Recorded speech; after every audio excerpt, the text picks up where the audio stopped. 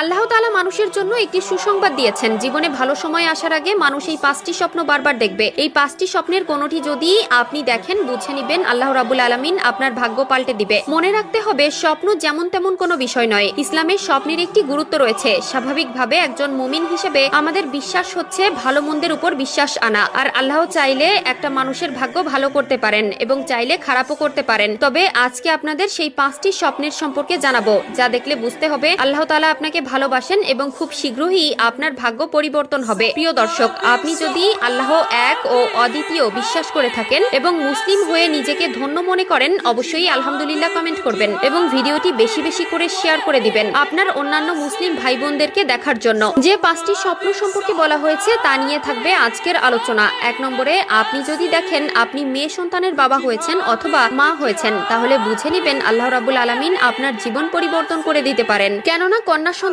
জন্ম লাভ করা বান্দার জন্য একটি সুসংবাদ। এমনকি আমাদের প্রিয় নবী হযরত মুহাম্মদ সাল্লাল্লাহু আলাইহি ওয়াসাল্লাম বলেছেন, ওই ঘর সৌভাগ্যবান যেই ঘরে প্রথম সন্তান হয় কন্যা সন্তান। কন্যা সন্তান আল্লাহর দেওয়া একটি নিয়ামত। 2 নম্বর স্বপ্ন হলো, আপনি